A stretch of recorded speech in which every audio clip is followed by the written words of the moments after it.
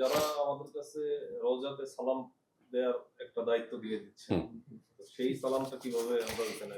এটা তো আমরা বলেছিলাম অপ্রয়োজনীয় কাজ। কেন যে এটা মানুষ করে আমাদের দেশে আল্লাহ জানে। যে আমার সালাম রওজায় পৌঁছায় দিও, আমার পক্ষ থেকে বলিও।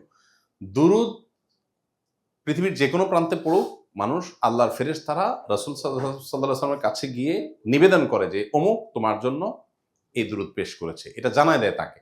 সো আপনি তো লোকাল কুরিয়ার, এখানে ইন্টারন্যাশনাল কুরিয়ার আছে, হ্যাঁ, ওভার ইন্টারন্যাশনাল কুরিয়ার আছে। এখানে আল্লাহ তাআলার কুরিয়ার আছে যেটা পৃথিবীর কোনো সিস্টেমে আসবে না, যেটার গতি আপনার আলোর গতি, তারপরে আপনার যত গতি আছে সাউন্ডের গতি, সব গতির চাইতে আরো বেশি গতিশীল। সেই রকম সার্ভিস যেখানে আছে, সেখানে লোকাল সার্ভিসে কি দুঃখে মানুষ আসে, কোনো যুক্তি নেই। বুঝে আসছে কথা?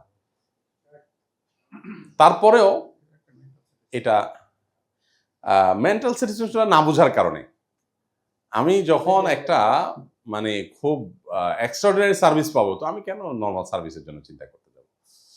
তারপরে যদি কেউ যায় ওখানে বলে যে আল্লাহ রাসূল অমুক আপনার প্রতি সালাম পেশ করেছে, বলতে পারে, সমস্যা নাই বলাতে। কেউ আপনি চাইলে স্পেশালি কারো পক্ষ থেকে বলতে পারেন, কিন্তু বাস্তবতা হলো ওখানে দাঁড়ায় আপনার নিজের সালামটা দেওয়ার টাইম পাবেন না, আপনাকে পুলিশ ওই টাইম দাঁড়াতে দিবে না।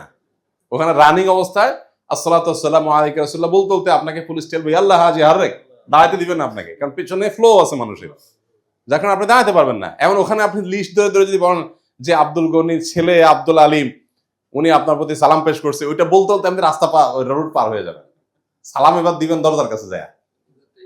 এটা আসলে হয় না। যারা দেয় তাদেরকে বুঝায় বলা যেতে পারে, আর না হলে কমন ওই যে দোয়ার মতো কমন, আল্লাহ রাসূল যারা যারা আপনার কাছে সালাম পেশ করেছেন আল্লাহ তারা জানেন ভালো, তাদের পক্ষ থেকে আমি নিবেদন করছি। দরকার নাই এটা, আসলে ওনাদেরকে বুঝায় বললেই হয় আর কি। আস্তে আস্তে এটা মানুষ বুঝতেছে, অ্যাওয়ারনেস হচ্ছে প্রচুর।